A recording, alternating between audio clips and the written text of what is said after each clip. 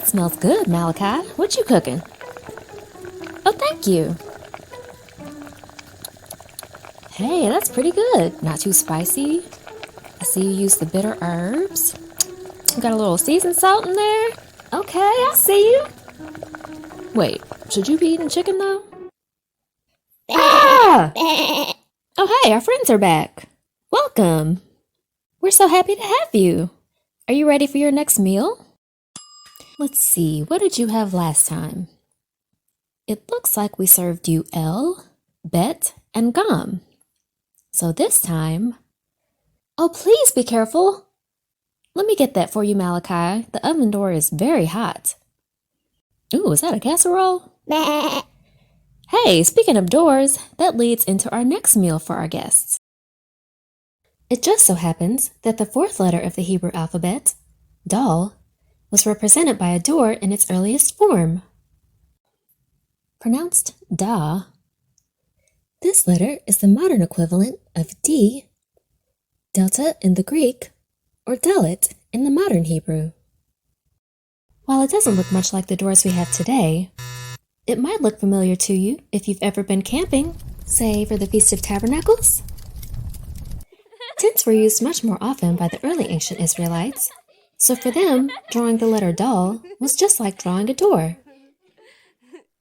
When you think of a door, you may think of moving from one room to another, or leaving or entering your home, school, or other building.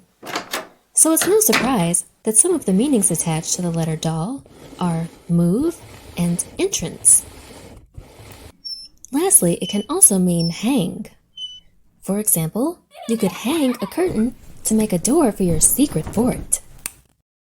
Much like the letter Gam, the early and middle ancient versions of Dal are very similar. So let's draw them together. Just draw yourself a nice little tent door for the early ancient Dal. Got it? Yeah, that looks great.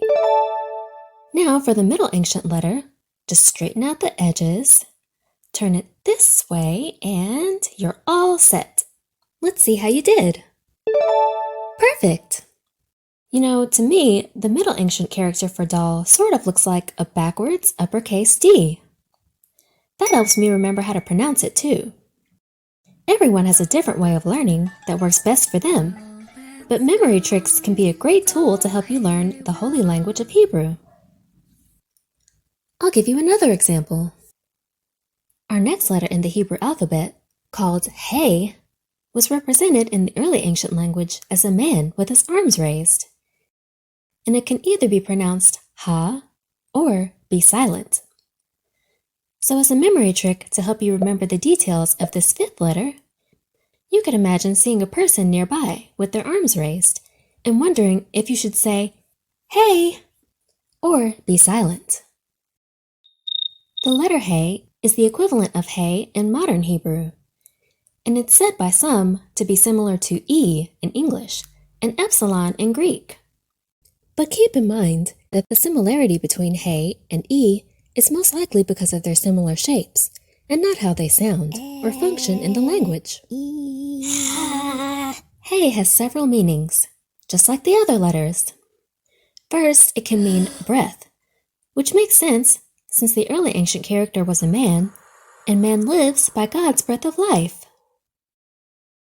It can also mean look or reveal.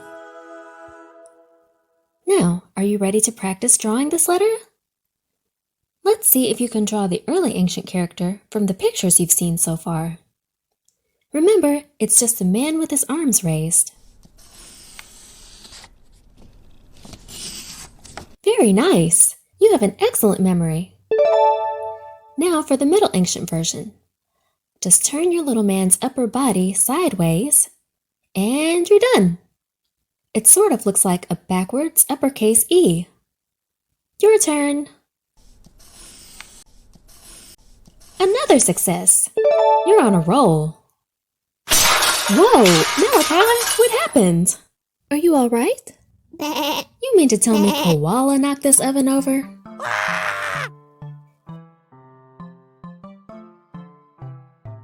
It's too heavy for him. And he's our friend. He wouldn't do that. Hey, Koala!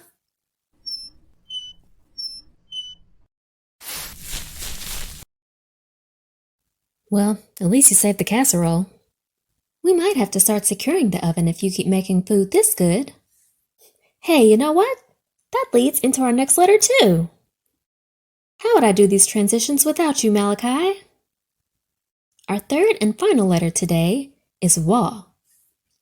Pronounced wa, this letter has some very relevant meanings to our situation here, including hook, secure, and add. It's the equivalent of vav in modern Hebrew and f in English, but it functions sort of like a W. The early ancient version of this letter was a tent peg. The early Israelites would use these pegs to secure their tents whenever they traveled, to keep them from being carried away by the wind. You campers will know what I'm talking about. Ah, get the tent! Get the tent! The tent is flying away! Get the tent! Want to give it a try? Let's see your version of the early ancient wa. Very good! You know, it sort of looks like a rounded Y. This version of wa will be used in all Songs of Koha materials, rather than the Middle Ancient version, so make sure you're familiar with it. Nevertheless, we never skip meals in this pasture, so let's draw the Middle Ancient version together. Let's draw a slanted hook, like this, draw a line through it, and there you have it, the Middle Ancient version of wa. I can clearly see the similarity to the letter F in this version. Can't you? Hey! How about you give it a try? Let's see your version of Middle Ancient wa. Nice work! Way to finish strong. You are proving yourselves to be fantastic students. Christ must be so proud of you. Are you ready to review? Let's do it. Doll, pronounced da. Hey, pronounced ha, or silent.